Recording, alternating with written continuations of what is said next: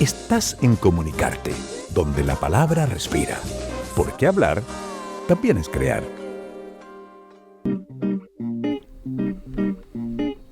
Continuamos haciendo Comunicarte aquí en Radio UNIAC y quiero contarte que la historia de la política alimentaria en Chile es muy variada, tiene muchas aristas y en algún momento de nuestra historia como país, sobre todo en la segunda mitad del siglo XX, pasamos por dos momentos bastante circunstanciales, bastante relevantes desde el punto de vista de los cambios sociales. Cómo lograr salir de la desnutrición infantil, por ejemplo, y luego, aceleradamente, ya casi cercanos al siglo XXI, ¿qué pasa con la obesidad infantil? Bueno, esto es uno de tantos temas que podemos abordar a propósito de cómo ha ido evolucionando, qué pasa cuando también el Estado está aportándonos comida y alimentos particulares para algunas personas, ¿no? En los colegios, por ejemplo, municipales y la JUNAEB, el trabajo que se realiza desde ahí. ¿Qué pasa con las leches que se entregan en los consultorios, en los CEFAM, para las personas mayores, para niños, niñas, para mujeres embarazadas? Bueno, de todo aquello queremos adentrarnos junto a Paula Lara. Ella es académica de la Facultad de Ciencias Jurídicas y Sociales de acá de UNIAC y ha sido justamente el tema de trabajo, de investigación. Paula, bienvenida, un gusto tenerte acá en nuestro programa. ¿Cómo estás?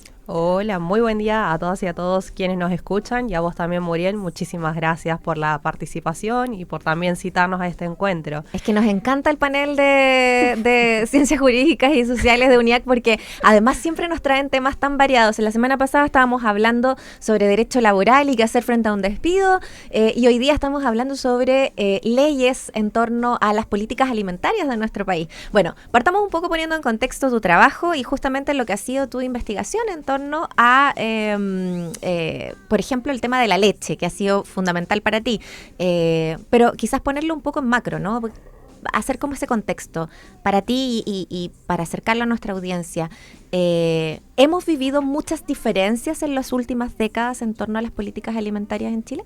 Sí, la verdad que este mazo, y cuesta mucho tratar de ser sucinto, pero bien, o sea, Chile a principios de 1920, la expectativa de vida era de 30 años. O sea, vos y yo estaríamos muertas, probablemente. Qué fuerte. Entonces, probablemente fuerte. Un parto o algo por el estilo. Sí, claro, es muy fuerte. Y en la actualidad tenemos una esperanza de vida de sobre 80 años.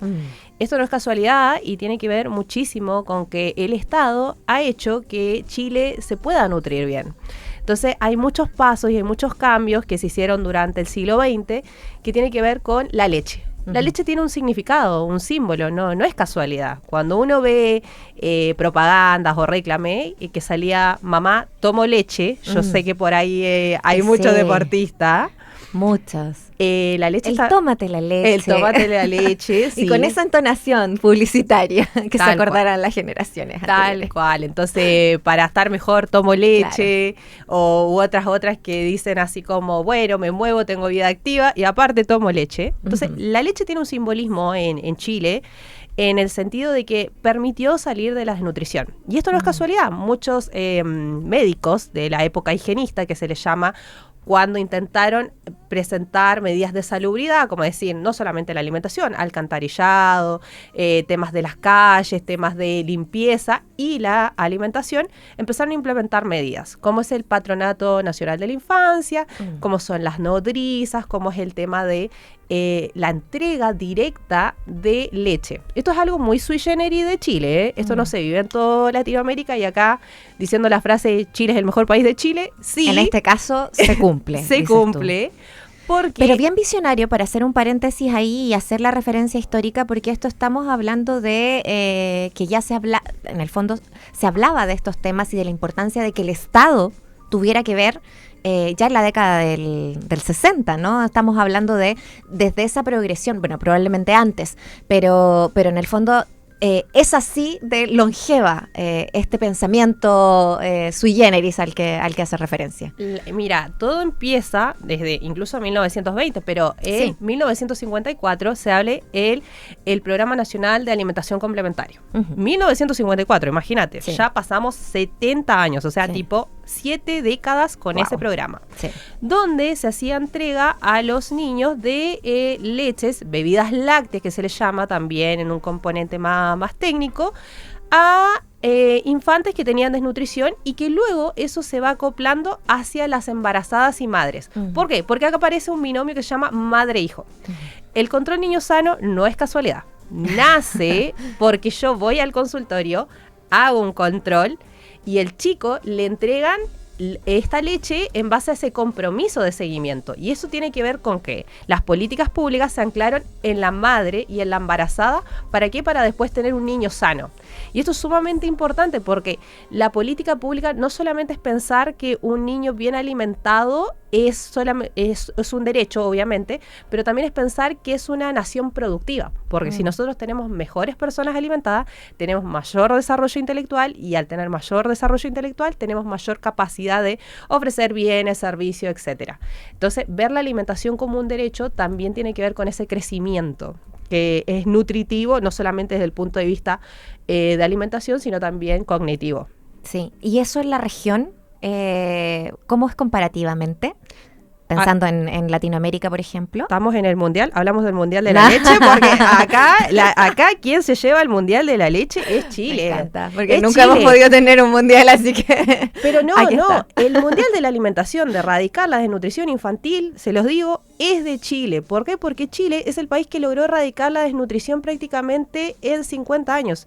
Esto se lo debemos a grandes genialidades como Fernando Monkenberg, Luis Calvo Maquena en 1920, que son personas que pusieron su conocimiento al Estado independiente del sector que ellos podían venir, sino que es una política que va desde un lado a otro. Entonces, Claro. Chile tiene la mejor tasa de prácticamente de niños nutridos. Ahora pasamos a otra fase que es la malnutrición, que sabemos, Sí. pero eso está afectando a todo el mundo. Pero ojo, Chile tampoco se quedó atrás. En 2012 sacó la ley de etiquetados, fue el primer país. Después empezó Colombia, ahora está en España, pero Chile es pionero en muchas cosas. Yo creo que lo que se necesita es divulgarlo más todavía. Sí. Siento que eso pasa a nivel, esto nos traspasa del tema de hoy en particular, pero en torno a la vacunación infantil. O sea, hay una mirada en torno a la protección de niños y niñas independiente, además de dónde provengan, ¿no? En el fondo también tiene que ver con una mirada social de la niñez acá, que es bastante protectora en general, y en ese sentido, cuando nos volcamos a la alimentación, es interesante ver cómo ha evolucionado, por ejemplo, ya el tema de la leche, y cómo, por ejemplo, la ley de etiquetados también cambió ciertas cosas, qué componentes han ido cambiando las bebidas lácteas, cómo eso impacta también en los colegios. Ya, vamos a ir por parte, por parte, Paula, para que la gente también vaya conociendo efectivamente la leche purita para niños, niñas, para lactantes, para mamás.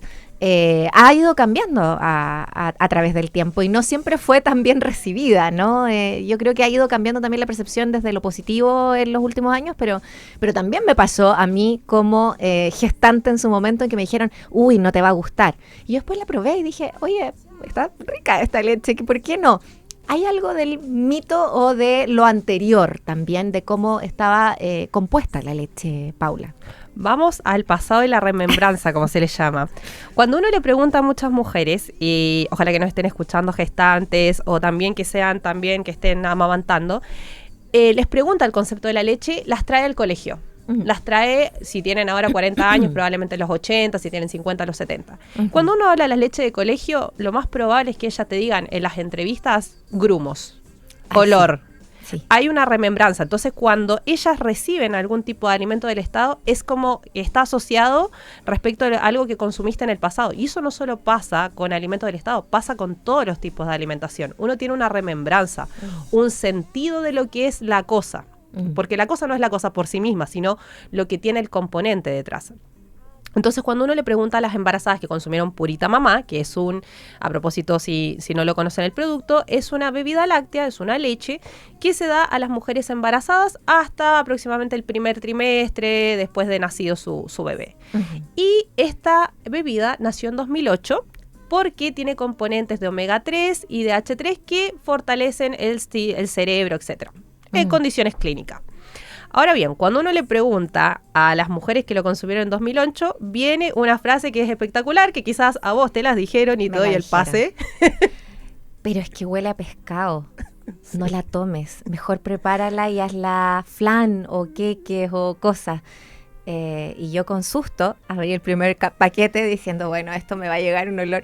Y no pasó nada. ¿Por qué pasó eso, Paula? La leyenda se convirtió en mito. No, lo que sucede es que, claro, las primeras versiones fueron pivoteadas y, claro, tenían contenido de HA, que es de pescado, pero luego fue reversionándose y mejorando. Ahora bien, por eso es importante el sentido popular, porque el sentido popular lo que le da es la convicción al producto. Entonces, si vos te traspasás de generación en generación, o digámoslo así, de persona en persona que huele a pescado, probablemente la persona va a llegar y va a tener ese ¿cómo se llama? Ese sentir. Ahora bien, hay varias reversiones, las últimas incluso que han salido a las embarazadas, dicen que años anteriores la probaron y que era de menor calidad o que sentían un olor, y ahora ha mejorado. Entonces, ahí también vale la pena decir si también las embarazadas quieren recibir este tipo de productos o si realmente tenemos que ir hacia otro camino, hacia el camino, por ejemplo, de las bebidas vegetales, hacia el camino de alimentos que las embarazadas puedan elegir, porque quizás no es el producto que ellas quieren. Entonces, también hay que ver eso de co-crear las políticas públicas con los usuarios o usuarias que estén haciendo uso de esto. Igual me da la sensación, y ahí tú nos puedes iluminar un poco más al respecto, ¿no? Pero me da la sensación de que en general los productos provenientes de la leche de vaca son muy bien recibidos en el territorio. Pero quizás sea una percepción más centralista de toda la situación. Claro, porque cuando vos te pones a analizar lo que sucede con los alimentos que entrega el Estado, mucha gente me dice, ¿dónde lo has visto? En la feria. Se hace compra-venta porque hay gente que no los utiliza y por eso te digo que vale la pena refrescar hacia dónde queremos llevar la política pública. Claro. La política pública no está mal, pero quizás lo que hay que apuntar es lo que necesita el usuario en realidad. Entonces ahí es un tema que hay que, yo creo que estamos en este periodo que es gratificante de co-crear, ver efectivamente qué es lo que necesita. Aparte hay también un tema de marketing que está muy fuerte, esto no lo digo solamente yo, también lo puso Fernando Monkenberg en su época, que el hecho de tener un tarro, el tarro de las leches de ciertas marcas simboliza un estatus versus una bolsa. La bolsa es vista como un mecanismo de transporte que sirve solamente para llevar y traer, pero no para mantener el producto. El tarro te sirve para mantener el producto, para aislarlo, para dejarlo. También hay un simbolismo también respecto de la leche, cómo viene, el formato que viene. Claro. Nada es al azar. El simbolismo socioeconómico atribuido. Exactamente. También. Puede ser socioeconómico, pero puede ser también, como te comentaba, para mantener el producto. Y puede ser también de que ahí haya algo que también hay que un poquito permear en respecto de decir para qué sirve esta leche. Porque las mujeres lo saben, pero es porque van a las consultas nutricionales y muchas veces cuando llegan a la consulta nutricional, la misma nutricionista le dice, esto puede ser muy malo, te aconsejo que lo tomes en un flan. O en un queque, entonces también predisponemos a la gente o a las usuarios de que no les guste, por ejemplo. Pero ahí hay otro tema que es importante también. ¿Por qué tenemos visiones tan distintas? Y al final, más allá incluso de lo importante que me parece lo que estás diciendo, de caminar juntas, como sociedad, hacia cambios que a lo mejor sean los que la sociedad necesita para su alimentación, pero antes de llegar a eso ¿este producto es bueno o malo? ¿Y por qué hay opiniones diversas? Porque te puede gustar o no gustar, y yo entiendo que hay opiniones diversas sobre eso, pero ¿es bueno lo que estamos recibiendo? Ya que nos hemos centrado sobre todo en la leche, hablemos en general de la leche, porque adultos mayores reciben la leche, niños lactantes reciben la leche, las madres embarazadas, las gestantes, la reciben. Entonces, más allá del gusto o no, o de los posibles cambios o no, ¿es un buen producto o no? Claro, ahí yo creo que podrías tener más un experto de la nutricional, sí. Pero sí, o sea, si uno lo evalúa nutricionalmente, compara, etcétera, obviamente que están hechos con fórmulas que son las necesarias. Te referís a los adultos mayores Nutramax.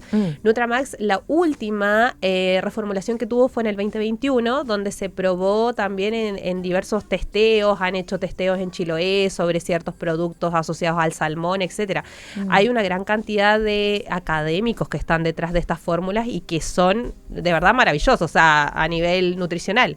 El punto es que es como cuando uno va a la cita con el nutricionista. No todo lo que te diga el nutricionista vos lo vas a querer asumir. Entonces, ahí viene el trade-off, que se le llama de las políticas públicas, que es como este tira y afloja de tipo, es bueno para la sociedad, pero ¿hasta cuánto te va a aguantar la gente tomar algo que sabe que es bueno? Sí.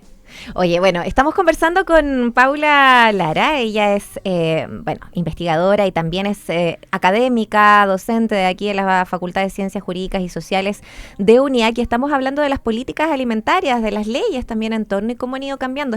Esto que nos decía Paula de cómo podemos ir mejorando también las políticas alimentarias chilenas, también tiene que ir de la mano con lo que la gente va queriendo. Y, por ejemplo, las bebidas que no provienen de la leche de vaca también han sido un gran avance. Las bebidas vegetales, sin duda, la nut milk también, pero se han visto enfrentadas también a problemas legales de pronto, ¿no? Me acuerdo, y lo recordábamos con Camila Ray acá, que hubo esta demanda de los productores de leche a la nut milk por el uso no publicitario. Entonces también es como en el campo de lo legal y de las políticas alimentarias también, cómo dejamos avanzar también otras alternativas. Bueno, ahí hay muchas asociaciones de consumidores que también podrían estar hablando. Ajá. Porque claro, cuando uno dice leche, automáticamente leche vegetal, según el código, etcétera, y la RAE y todo, tiene que ser de origen mamífero.